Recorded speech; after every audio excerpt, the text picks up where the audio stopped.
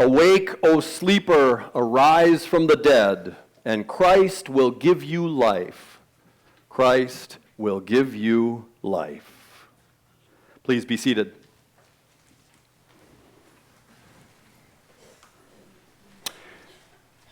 Today's gospel story of the raising of Lazarus that you just heard is a very powerful story. It's a long passage filled with many things, but I just want to focus on two short verses this morning. The first verse is just 4 words, and some translations have it as just 2 words. It's a simple verse that might reveal more about Jesus than anything else.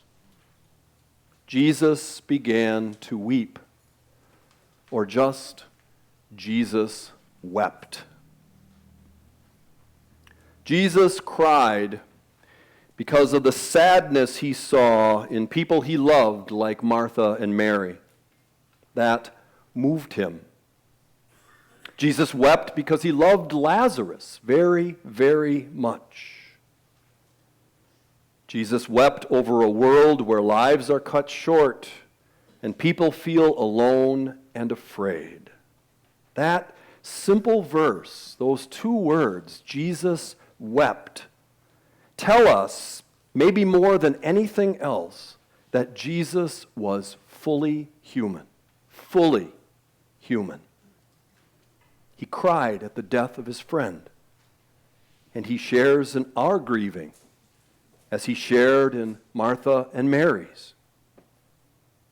Jesus was fully human, and he experienced grief just like we do.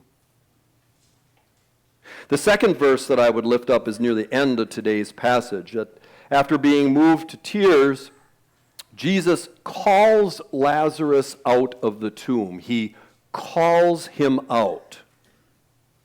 He says a prayer, and then he says, "Lazarus, come out," in a loud voice.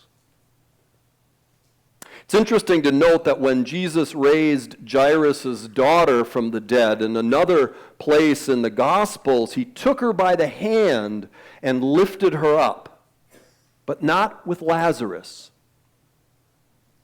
Jesus stood outside the tomb and he called him, "Lazarus, come out," giving Lazarus the choice to hear the call to new life and to respond, or to ignore it and roll over and stay where he was. Rolling over is what Jan Richardson suggests in a little reflection that she wrote in the Painted Prayer Book. She wrote, "I wonder if it gave Lazarus pause.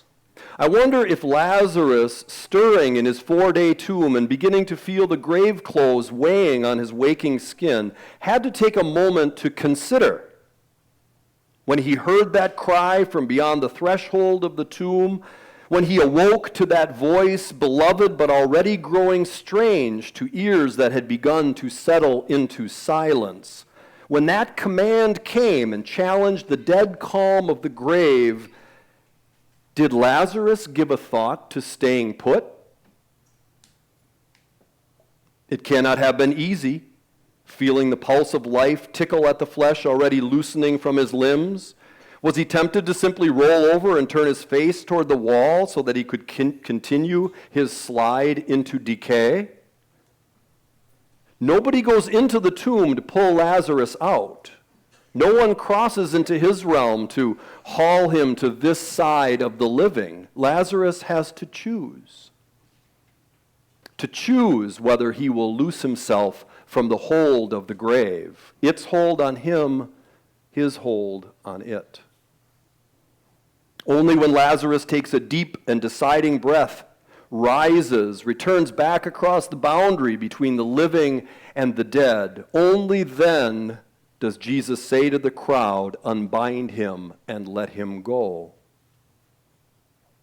Not until Lazarus makes his choice does the unwinding of the shroud begin and the grave clothes fall away. Not until Lazarus makes his choice does the unwinding of the shroud begin and the grave clothes fall away. Richardson, I believe, is suggesting that Lazarus had that choice to ignore Jesus' call and stay in the tomb, or listen and respond and embrace the new life that Christ came to offer.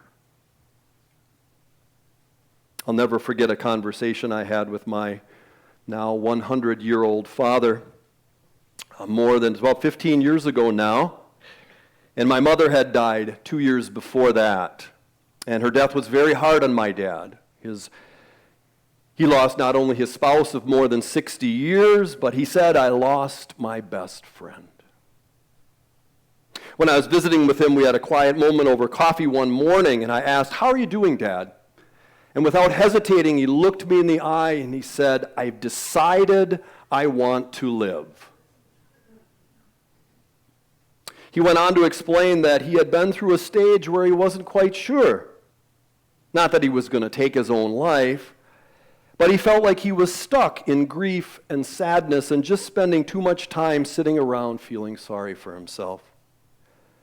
He said he had made the decision that he wanted to live, to forge a new identity, to get out and be active and engage with people again, to serve and give back in any way he could.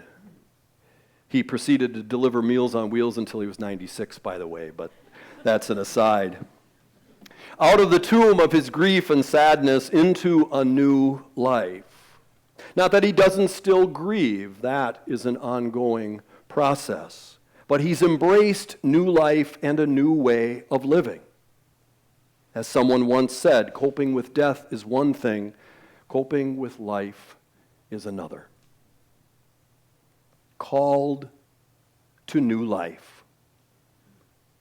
Do we respond or turn away and stay where we are? Do we hear and respond to the call, to the offer of new life? The raising of Lazarus is a reminder for us that new life happens and that Christ has come to bring us this new life. New life happens when someone decides to embrace life after losing a loved one, like my dad did, realizing that they still have life to live and gifts to offer, out of the tomb into new life. New life happens for people who struggle with addiction, when they choose to enter treatment and recovery and practice a new way of living. Many talk about getting their life back. Indeed. Out of the tomb, unbounded by substances, they live again.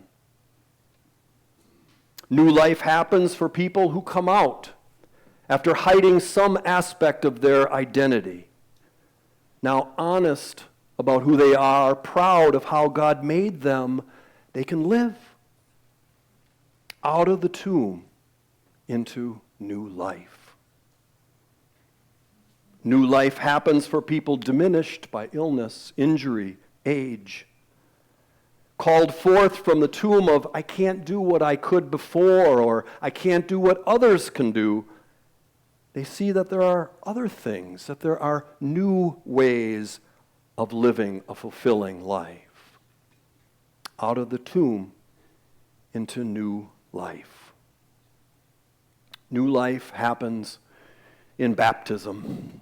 We're going to baptize little Ruby Isabel here in just a couple of minutes. The story of Lazarus' call into new life is a powerful way to see her baptism and to remember our own. Baptism is a call. It's a call that we respond to every time we choose to live out our baptismal promises. To seek and serve Christ in all persons, loving our neighbor, loving everyone as ourselves. striving for justice and peace among all people, and respecting the dignity of every human being. Our baptismal promises. Our baptism is an ongoing call to live as God created us to live. Baptism gives us our identity as sisters and brothers of Christ, beloved children of God, and our purpose to make the world a better, more just, and peaceful place as we follow Christ and live in the way of love. Baptism calls us into this new and abundant life. 2 short verses in today's gospel. Jesus wept, showing us the fullness of his humanity and his sharing in our humanity. And Jesus calling Lazarus to come out, reminding us that God calls us from where we are into new and abundant life, that God calls us into the way of love. Awake, O sleeper, arise from the dead, and Christ will give you life. Christ will give you life. Amen. Amen.